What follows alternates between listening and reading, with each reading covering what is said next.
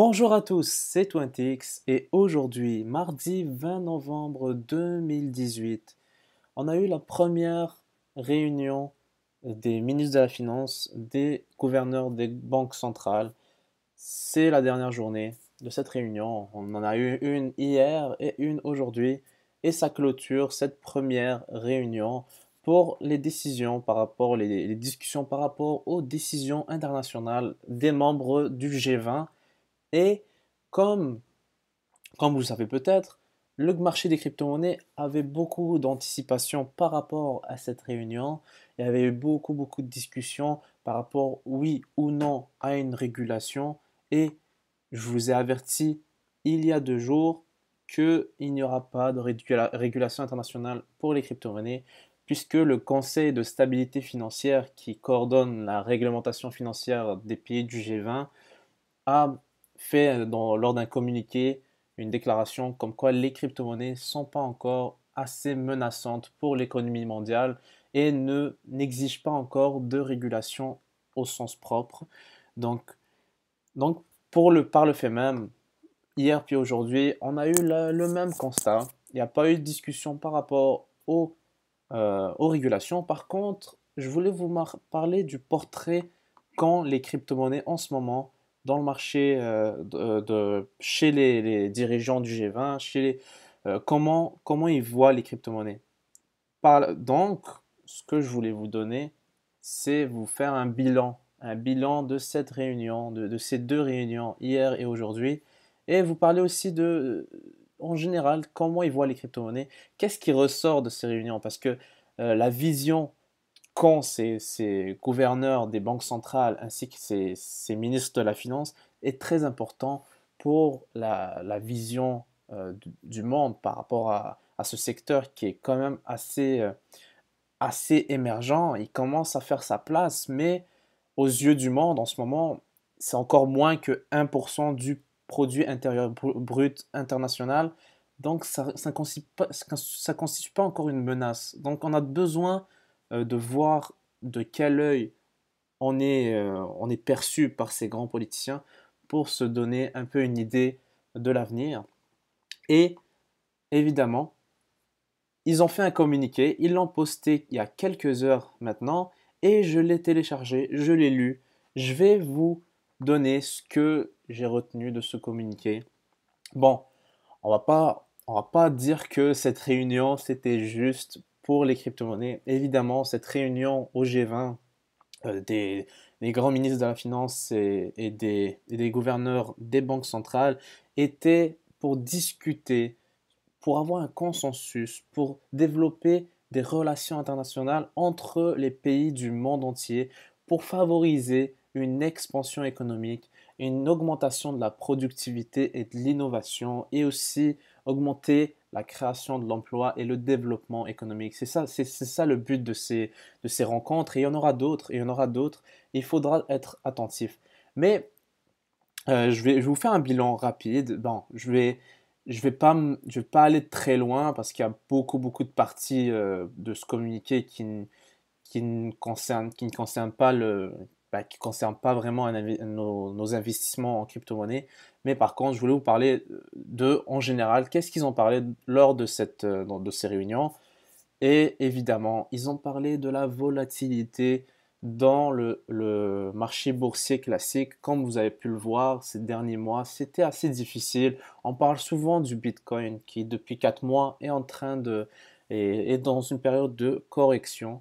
Et on oublie parfois que le marché boursier, depuis maintenant un mois, subit une sorte de correction lui aussi. Il subit un certain mouvement de consolidation et ça va plus trop mal, ça va pas plus trop bien. Donc ils ont parlé de ça.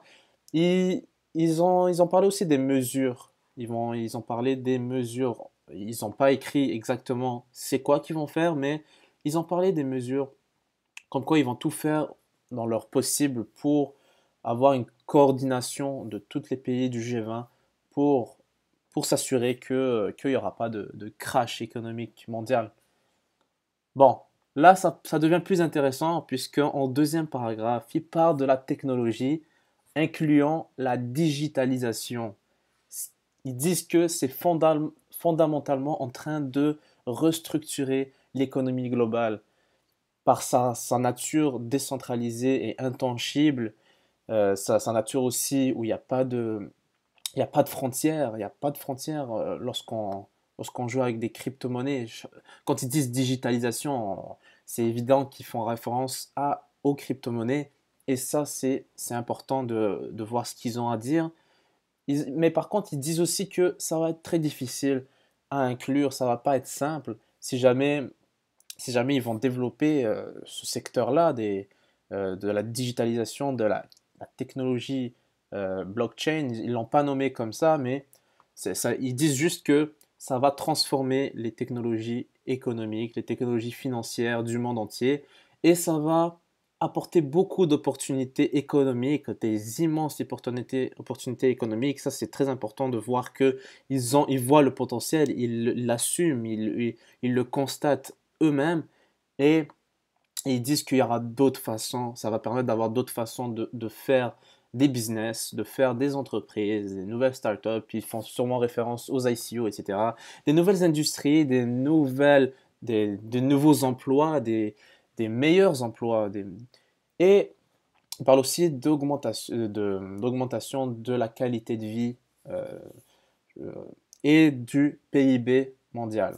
Donc, ils disent aussi que ça va être un défi. Ça va être un défi énorme pour que les individus, que les gens en général s'adaptent à ces nouvelles technologies, que les entreprises s'adaptent à ça et les gouvernements aussi. Ça va être très difficile. Mais ils n'écartent pas l'idée qu'il faut travailler là-dessus. Donc, ça va être bon. Ça va être très, très bon. Ça, c'est pour au niveau de la technologie. La technologie, ils ne précisent pas les crypto-monnaies en général. Ici, il faut un peu le topo sur euh, tout ce qui est, euh, tout ce qui se passe dans le monde en ce moment.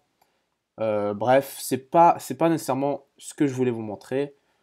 Et il parle aussi de l'augmentation des dettes au niveau des pays à court capital.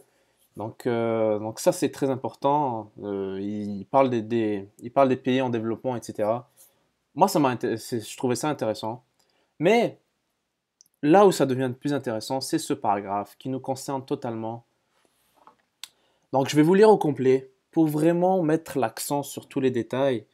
Donc, ici, ils disent que nous reconnaissons que l'innovation technologique, y compris les cryptoactifs, regardez-moi bien ça, les cryptoactifs, ils n'appellent pas ça les crypto-monnaies, ils n'appellent pas ça cryptocurrency, ont le potentiel d'améliorer l'efficacité et l'inclusivité du système financier et de l'économie en général. Les les actifs crypto, ou comme je ne sais pas comment on les appellerait en français, soulèvent toutefois les problèmes en matière de protection des consommateurs et des investisseurs. On l'a entendu beaucoup de fois celle-là. L'intégrité du marché, l'évasion fiscale, blanchiment d'argent, financement du terrorisme. Donc vraiment les mêmes messages qui reviennent un peu partout dans le domaine politique. Mais ils disent aussi que les crypto-actifs n'ont pas les attributs clés des monnaies souveraines. Et ça, c'est un peu une attaque envers l'état des crypto-monnaies en ce moment à cause leur volatilité. Ils ne veulent pas les considérer comme des crypto-monnaies. Ils veulent vraiment faire l'accent que c'est des crypto-actifs. Et ça, c'est quand même assez important hein, de faire la distinction parce que si nous, on pense qu'ils vont prendre en compte comme quoi c'est des crypto-monnaies, ben en fait, je pense pas qu'ils sont ouverts à cette idée-là, vu comment ils nous mentionnent ça.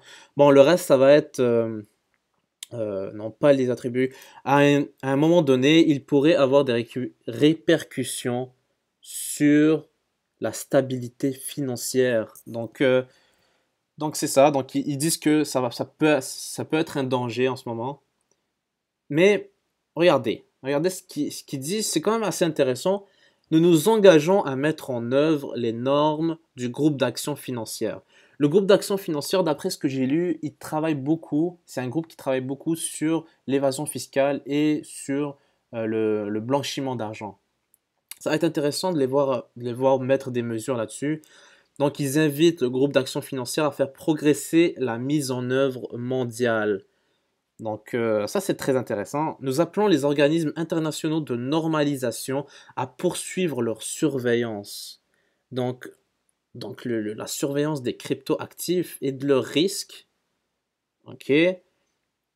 Et, conformément à leur mandat, à évaluer les réponses multilatérales selon les besoins. Donc, ça, c'est vraiment intéressant de voir que vraiment, déjà, ils mettent l'accent sur le fait que ce n'est pas des crypto-monnaies. D'ailleurs, quand vous lisez les articles qui sont sortis dans les médias en ce moment, Breaking News, le G20 considère les crypto-monnaies comme étant un actif au lieu de que ce soit des monnaies en tant que telles, des crypto-monnaies. Donc, ils disent vraiment crypto-actifs. Si vous les appelez crypto-actifs, voilà, ça c'est le président du Conseil de la stabilité financière. Je vous en ai parlé dans la dernière vidéo. Je ne vous avais pas parlé du président en tant que tel, mais regardez ce qu'il dit. Il dit que, il a dit verbalement que si vous préférez les appeler crypto-actifs, crypto-tokens, ne les appelez surtout pas crypto-monnaies. Gardez ce message clair. euh, du, euh, Dans le fond, il dit que ça n'a pas les trois rôles qu'une monnaie doit jouer dans une économie. Je vous rappelle qu'une monnaie, selon, selon les trois fonctions principales d'une monnaie, selon Wikipédia, euh, c'est un intermédiaire d'échange, d'éteindre les dettes, etc., les obligations fiscales, moyen d'échange et réserve de valeur, unité de compte dans le calcul économique, dans la comptabilité. Ça, c'est parce que les trois fonctions en ce moment ne peuvent pas être vraiment comptées dans le marché des crypto-monnaies, dans les crypto-monnaies en ce moment, parce que la volatilité est trop forte. Vraiment, Bitcoin a fait 1200% en 2018, en 2017. Donc, imaginez si l'économie mondiale se basait sur une crypto-monnaie pour décider de la comptabilité et le calcul économique. Ça va être très compliqué parce que c'est ça. Donc, c'est vraiment pour ça qu'ils font la différence. Ils préfèrent parler de crypto-actifs. Donc c'est vraiment ça à cause de la volatilité. Et ça, c'est vraiment le message qui est sorti de cette réunion tout à l'heure. Et sinon, ça va être tout au niveau de la réunion. Il n'y a pas vraiment il y a pas vraiment d'autres aspects par rapport aux crypto-monnaies qui ont été indiqués. Et je vous rappellerai que la prochaine réunion, la numéro 2, le deuxième meeting des finances, des ministres de la finance et des gouverneurs des banques centrales, va être le 20 avril à Washington, New York. Donc ça va être dans un mois. Donc on a un mois de libérer enfin de ce G20, de ce stress par rapport au G20. Et comme vous pouvez le voir, le sentiment du marché global, je dis bien global parce que vraiment toutes les crypto-monnaies en ce moment sont dans le vert, dans le vert. Et euh, c'est assez révélateur que, que depuis dimanche, depuis que l'annonce de la non-régulation des crypto-monnaies au niveau international a été sortie, c'est vraiment, ça a donné beaucoup de momentum, ça a donné beaucoup de force au prix du Bitcoin et au prix de toutes les crypto-monnaies. Et beaucoup de gens en ce moment parlent, ils sont en train de parler d'une possible prochaine remontée globale du marché vers les 10 000, vers les 11 000 dollars et plus. Donc, il faudra surveiller ça les prochaines semaines. C'est sûr que là, il faudra faire ses preuves parce qu'il y en a beaucoup qui parlent du 11 500, 12 000 dollars comme objectif minimal avant de considérer que la correction est finie, on a vraiment changé de tendance, on est passé d'un marché baissier à un marché haussier. Donc, il faudra surveiller ça. Donc, n'hésitez pas à vous abonner à ma chaîne YouTube, regardez mes deux autres vidéos sur le G20, regardez mes autres vidéos également, et n'hésitez pas à me suivre sur Twitter. C'est là que je poste le plus d'informations en direct. Mr20x. Sinon, merci d'avoir regardé ma vidéo. Je vous souhaite une excellente journée.